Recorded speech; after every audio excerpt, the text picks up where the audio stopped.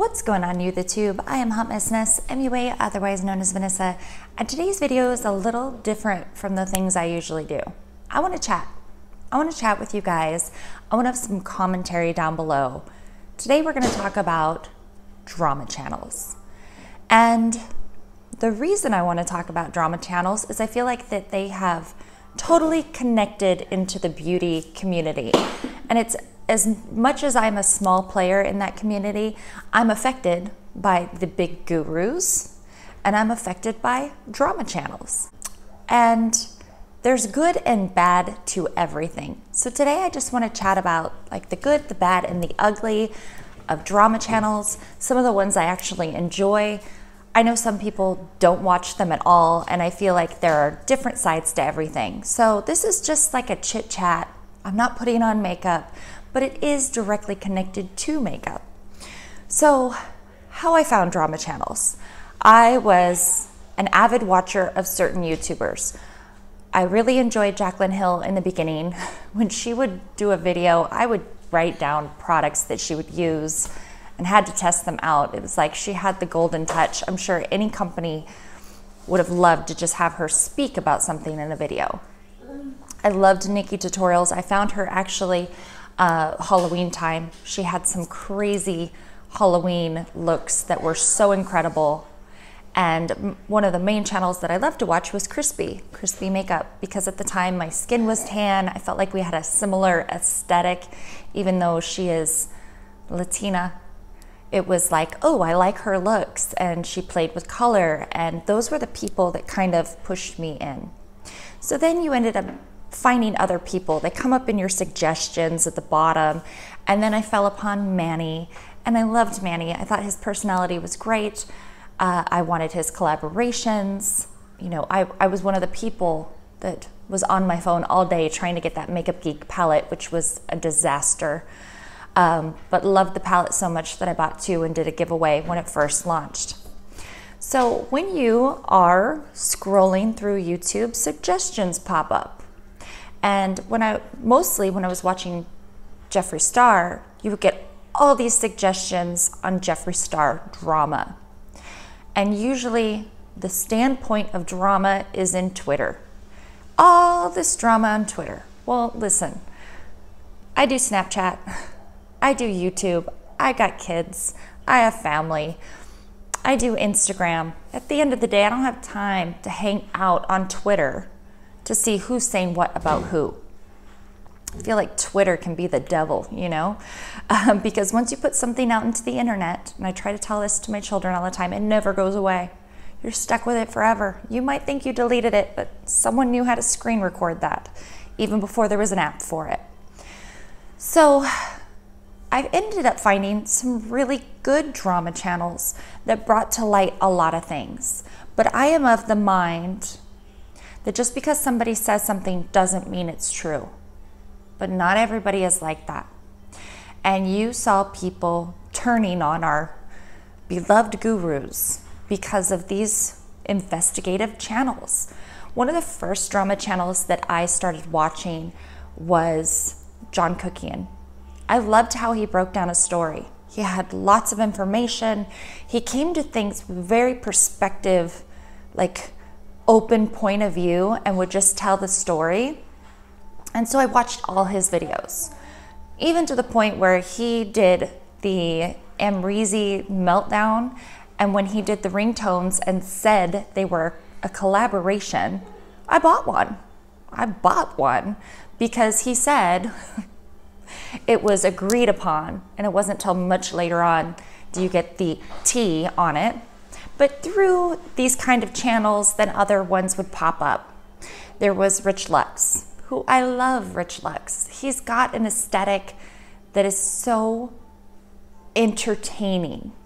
And I think that what happens with the beauty community, we get so used to watching people sell us something or put on makeup, that the drama channels were fun to watch because it was commentary on people, on makeup, and it was comedy and entertainment. And I personally didn't take anything that they said too seriously. And then there were some people that would take things to another level. and I'll touch on that more. So I was an avid watcher of John Cookian. I liked how he did it, very investigative journaling. You know, it was interesting to watch. One thing that I did notice about a lot of these drama channels, they kind of found their niche doing things this way. Like maybe they had tried to review products, or they, you know, attempted to do tutorials and that kind of thing, and it just wasn't moving along the way they wanted to, and then they broke into this and it was successful for them. I know John's earliest videos was like how to do well in college, or what it's like to be a freshman, or whatever, those kind of things. But as soon as he came out with these kind of videos, he just lit fire. And like I said, he had a new video, I wanted to watch it. It wasn't until, and I had always found him to be very, see the other person's side of things first, instead of just going, no, this person's this, and da-da-da-da-da. It wasn't until he started covering a lot of Jeffree Star drama that I pulled back. And I was noticing inconsistencies. There were things like I had watched the Jeffree Star video of that day, and then John would come up with a video commentating, and he'd say something totally twisted, and he didn't have that perspective anymore. He didn't have the person looking out seeing in. It was very personal anytime he did a video about Jeffree Star. And I thought, gosh, he must really have an issue with Jeffree, that it has more to do with what we're seeing, because there was no see things from another point of view. And you had seen it when he interviewed like Pink Sparkles and gave her the benefit of the doubt with videos, but anything to do with Jeffree, it was like, no, absolutely not. There was true despise. And then you started to see tweets from other drama channels having, you know, kind of attacking John and his things. And so it was like, okay, I just need to step back from watching this, because I feel like this kind of person could be toxic. And I feel like that's how you kind of deal with drama channels. Some of it can be really entertaining and fun. And the minute I feel like somebody has a vendetta against another YouTuber, then I don't want to watch them anymore. There's another one called Karina Kaboom. And the one thing that drives me bonkers about her channel, there's a few things, but her comments are disabled in her videos. So I'm like, you'll put stuff out into the world, but you won't accept it. And as of recently, at least when I stopped watching anything, because every once in a while she'd pop up and I'd try to catch a video, but she has so many ads in her videos, it's hard to get to the damn point. But she said that her Instagram was open to leave commentary. Well, if I'm on YouTube, I don't want to have to go to Instagram to tell you you're full of crap.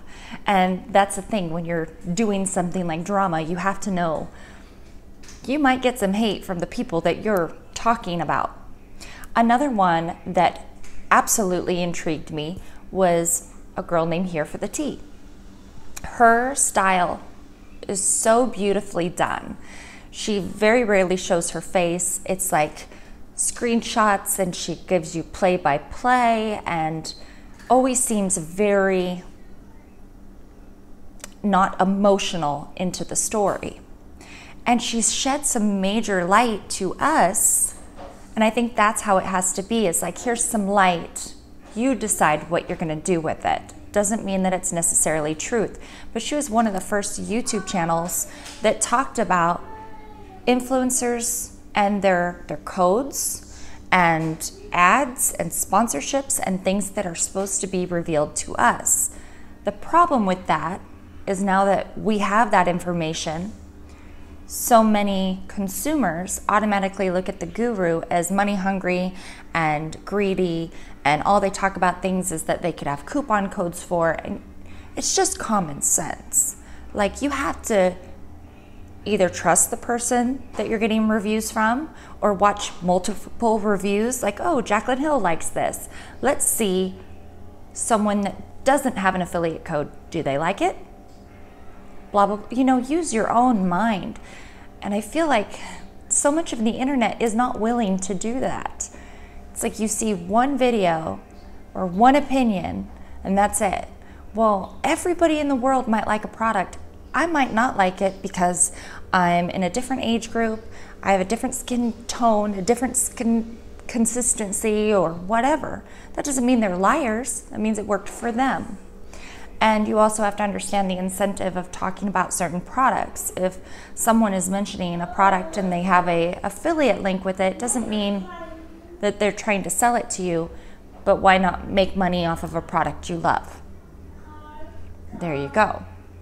So I really enjoyed Here for the Tea for a long time, until I saw her behavior in her live streams.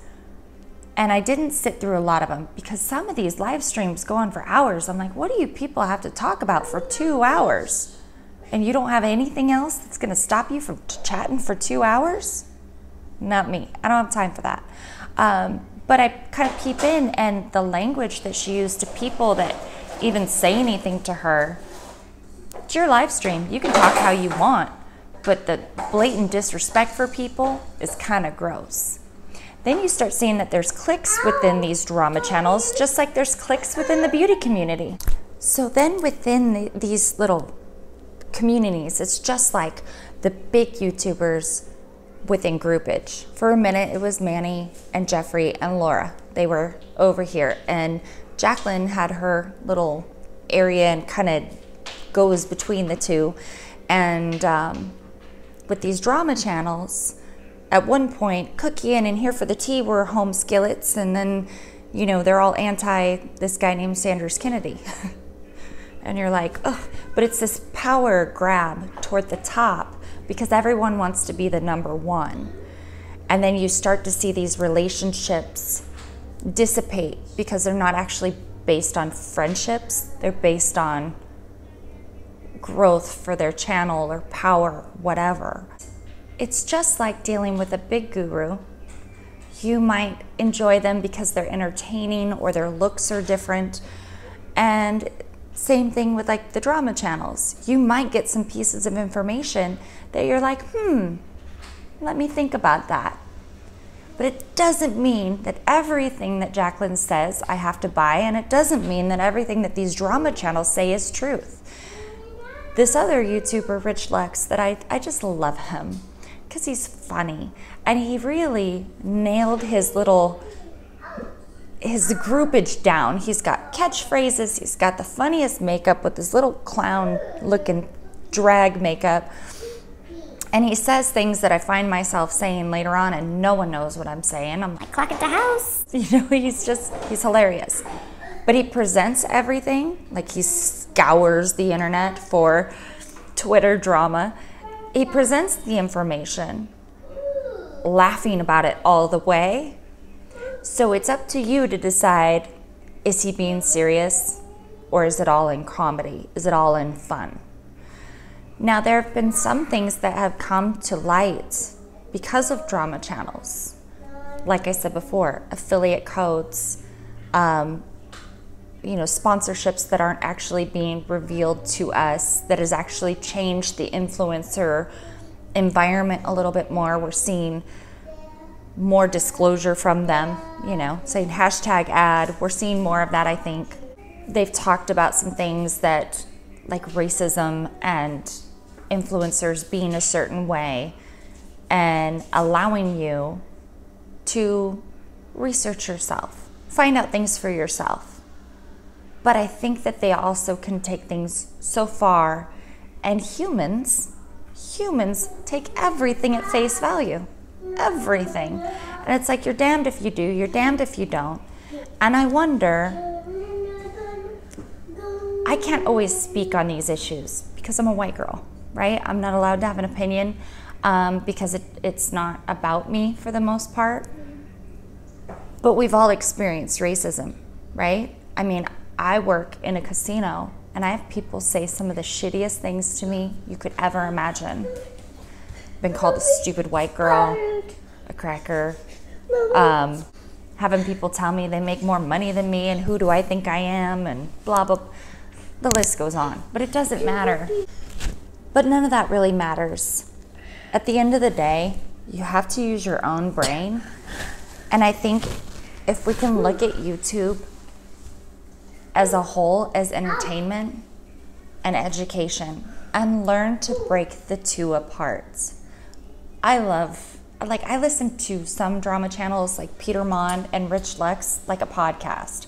I'll turn them on in the car and I'll drive right, because I don't have to watch. You know, it's not like watching a tutorial. It's kind of funny.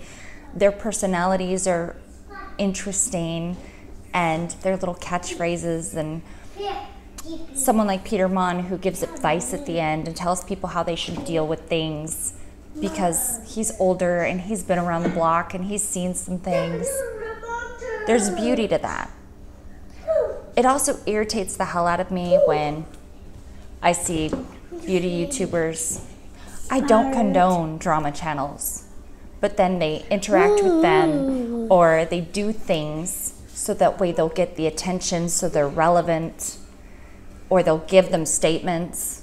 I'm like, well, you don't condone it, but you just sat there and gave any of the people that I just told you about a statement. You want to keep this going. So I'm just curious, what do you guys think? Do you guys have a guilty pleasure of watching some drama channels? Do you stay away from it and just go by your own instinct when it comes to certain YouTubers? Because I like to watch all kinds. And when I'm makeuped out, I watch things on like death. It's kind of, yeah, I'm kind of morbid. I watch Ask a Mortician. There's another channel that I watch, and it's a lady that is a funeral director and things that she goes through. So yeah, I go from makeup to death. It's kind of weird, but I do enjoy the fun of the drama community and being able to laugh at makeup in its whole. Like, laugh at it, because it's not so damn serious. Like, I know some of us want to make a career out of this, and who the hell knows if we ever will. But at the end of the day, all this, it all wipes off. And if you can laugh about it, or you can learn something about other people's personalities, it's interesting. And for those that say that they don't care, that YouTube is like the new celebrity. So if you've ever picked up a People magazine or, you know, a Star to read up on the latest celebrities, it's the same thing. I spend more time watching Jeffree and Jacqueline, and then I have my smaller YouTubers that are, you know, my favorite things to watch. I feel like I know them more than I would know anything about Michelle Pfeiffer, you know? So watching the drama channels, you're like, ooh, what happened with who? And then that's it. It's just like, I can choose to believe it, I can choose not to, but I'm not going to sit there and judge these people that I've never met unless there's like in-your-face evidence. And there are a few of those that there are in-your-face evidence. And that probably makes me hypocritical, because there has been some, and I still watch Jeffree Star and I still buy his makeup. And maybe there's a part of me that relates how he grew up and how he has transcended into this epic empire. And I think everybody would like to be like that, you know, where you could create something amazing for yourself on any level, whether it be you buy your first home or you establish a business for yourself, whatever. And I know that I've taken steps in life that are a little different. So when you see other people that have come from nothing and had a hard childhood, and see them become what they want to be, that's one thing that draws me to him. Why I still enjoy his content and his makeup. I enjoy it. Does that make me wrong or racist? I don't think so. But you never know these days. You buy Tarte Shape Tape, you're an asshole. You buy IT Cosmetics, you're an asshole. So it's like you can't win. So I just want to hear your commentary down below. I don't want this video to be too long, so I think there's going to be a part 2, like my favorites and least favorite drama channels. What do you guys think? Do you watch drama channels? What is the good and the bad and the ugly? I think I've covered most of it. Like, I feel like they are entertainment and you can learn some things, but you have to take it with a grain of salt and pick things together and put it together yourself. And I'm a researcher by heart. I like to dig into things and then decide, oh, that's bad, or this is actually good. So that's my thoughts on it. I'd like to hear your comments.